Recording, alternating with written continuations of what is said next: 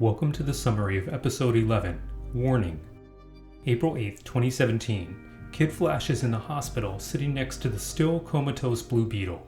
As Bart holds Jaime's hand, he tells him that the Flash and the other Leaguers are still missing and the League's reputation is getting trashed every day by the media. He adds that Arsenal has set up a meeting with the team about something urgent. Bart says to Jaime that he misses him and hopes he wakes up quickly, then sits with him in silence. Opening credits. Captain Atom and Superboy are on their way in the bioship to intercept Neutron, who is rampaging through San Francisco. Superboy says he contacted Dr. Dorado, who disclosed that Neutron was kidnapped from his parents' house months ago, and they've been unable to find him. Aboard the satellite headquarters, Arsenal, Omen, and Starfire meet with most of the team, since the League refused after their disastrous initial meeting. Starfire explains that her sister, Blackfire, has an arrangement with Darkseid. In exchange for a sizable number of slaves from Apocalypse, Blackfire's Star Cruiser fleet will attack New Genesis and obliterate it. Starfire asks Miss Martian to do a size scan of her. McGann not only verifies the information, but adds that Blackfire poisoned her sister, which is why she kept lapsing into a sleep state. Only exposure to the solar radiation in Earth's atmosphere restored her health. Starfire urges the team to warn New Genesis of the impending danger. The team discusses it, with the older members arguing that getting involved will likely provoke revenge from both Darkseid and Blackfire against Earth. They vote, and the majority reluctantly agrees not to contact New Genesis. Sportsmaster is relaxing in his hideout when Black Manta unexpectedly enters. Sportsmaster immediately attacks and initially overwhelms Manta, but is caught off guard and blasted against a wall. When Captain Atom and Superboy encounter Neutron, they realize that his powers are not out of control like before. Instead, Neutron seems to be actively trying to cause destruction. He nearly disintegrates the bioship and blasts Captain Atom, who is forced to absorb the radiation, fly into the sky, and release it. Feeling defeated, Roy's trio returns to their headquarters when 4 members of the team and Sphere suddenly teleport nearby. Kid Flash, Wonder Girl, Lagoon Boy, and Beast Boy explain that they voted to warn New Genesis because it's the right thing to do, and they will face whatever punishment is the consequence, even expulsion from the team. Because she is from New Genesis, Sphere is able to send a distress call to the Forever People. With that, they wait. Cheshire enters the room and attacks Manta, cutting him all over.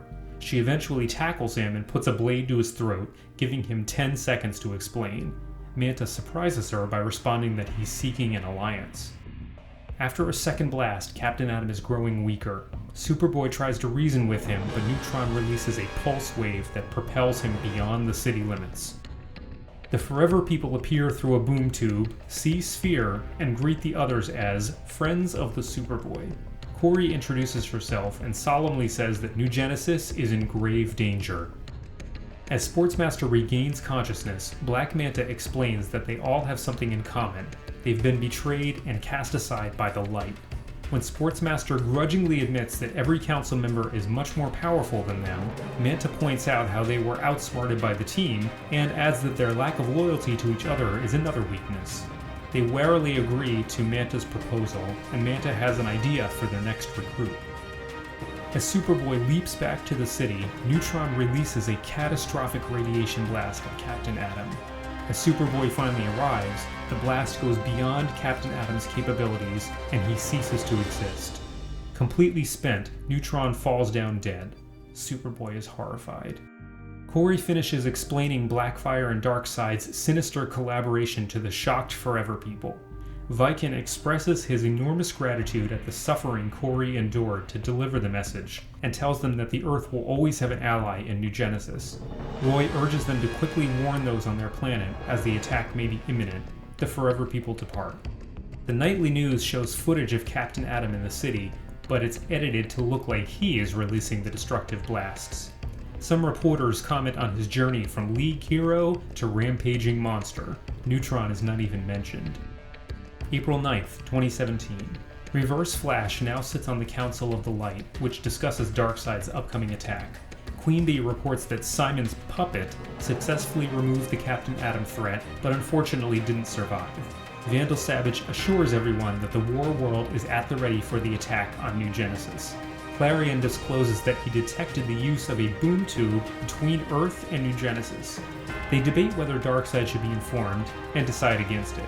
Ra's al Ghul says that they don't want any complications when Darkseid facilitates their overthrow of the Earth. In the closer, Kalibak reports to Darkseid that Blackfire's cruisers are prepared for their assault, and the war world is in place, cloaked from detection. Darkseid says to his son, "It begins." So just a few comments on the 11th episode. Black Manta, Sportsmaster, and Cheshire have been developed into rich characters on this series, and I wanted to introduce a new faction with more shades of gray than the pure evil of the Light.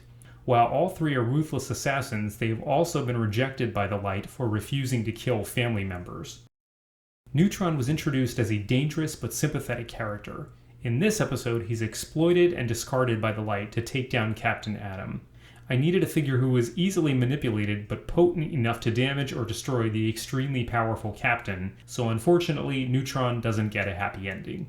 For story purposes, I needed Connor away from the meeting with Starfire since he'd almost certainly vote to help New Genesis. We finally get some information from Starfire, including the reveal of why she's been so sleepy and what Darkseid's plan actually is, at least the part of it she knows about. I love to have morally ambiguous decisions because they're a lot more interesting. Since none of them are aware of the deal with the Light to attack Earth, they perceive it as a question of whether you should intervene in a conflict that doesn't involve you. Since Superboy was their previous contact on Earth, the Forever People trust the warning coming from his associates. Interestingly, their use of a boom tube is detected by the Light, who reveal the other part of their deal with Darkseid. Thank you for watching. Please like and subscribe if you enjoyed this, and look for many more episodes to come. Also, please leave comments about what you did or didn't like and why. Take care.